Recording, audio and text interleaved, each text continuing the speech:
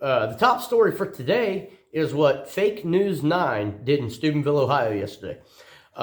Steubenville, Ohio, we had a freedom rally that we were going to do a parade from Steubenville, Ohio to Jefferson Lake, which is in Richmond, Ohio, about 10 miles away, where we were going to have some speakers. Ohio Representative Ron Ferguson, he was there.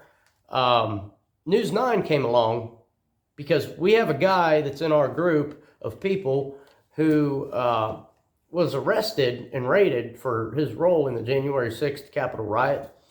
Although he didn't go in the building, he was on the ground, so he got arrested for trespassing, but on federal charges, which is ridiculous. But nonetheless, News 9, they follow him around everywhere he goes like paparazzi.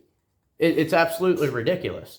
In the past, he has organized Trump trains with hundreds and hundreds of cars, upwards of 1,000 in one case. And News 9 didn't cover that. They didn't want nothing to do with that. They refused to cover it, actually. We tried to get them to cover it, and they refused. But now that Stephen has been arrested for that, they follow his every move. Everywhere he goes, every event he goes to, everything he does. The county fair, they air it out and make it out to be that there's some terrorist at the fair today, and it's disgusting. They've taken his name and they've ran it through the mud. I mean, like you wouldn't believe. They've slandered and defamed him as much as they could just to get a hit piece, just to get a story. And it's quite frankly disgusting.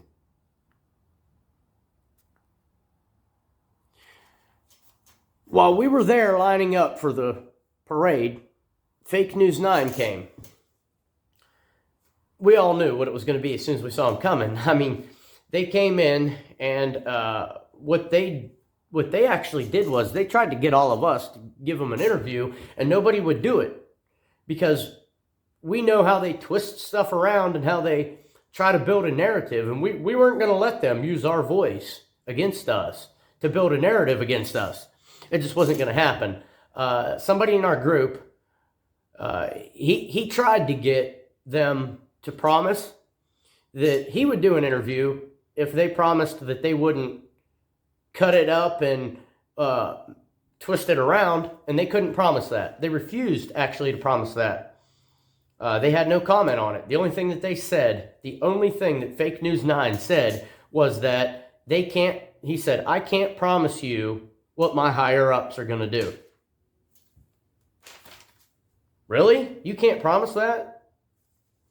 You represent this organization, and you can't promise me while you're out here interviewing me, while you are interviewing me, you can't promise me that it's going to be legit and real? It's sad. They have nothing better to do. They have to go after Stephen for their likes and their ratings. Their ratings sucked. Every single one of their posts and videos that they put up didn't get any reaction to them at all. So they got to follow Stephen around. Bam. So as soon as they cover Stephen being at that rally up in Steubenville, thousands of reactions and views and comments. It's insane. So they're using him. We had a fun, multiracial freedom rally that was very peaceful, and they said two things about that. They wouldn't hardly say anything about that. They made it all about Stephen being there. They lied, actually, and said that he was the organizer when he was not the organizer. It was actually a female in our group who was the organizer, not Stephen. So they lied about that. See, they're trying to paint a narrative that he organized people to go out to the Capitol on January 6th, and he did not. Nor did he organize that event out there. Yet they were trying to say that he did. That's not really a big deal, but it's just proof that they're lying. They're flat out lying and telling you stuff that they don't even really know themselves. They're just guessing. And like I said, it's they're airing a story right now about Stephen at the parade and about how he has federal court coming up, and about how he was at the Capitol, and how he's going to be charged with federal crimes for being on the Capitol grounds. But like I said, they wouldn't mention anything about the multiracial fun freedom parade we were having. They didn't say not one word about that. You know why? Because it's good news. People don't want to hear about good news. They don't want you to see anything positive like that. They want to paint a narrative that Republicans are racist, Republicans are this, Republicans are that. They don't want you to see the truth. And you know what? We're going to show you the truth every goddamn time.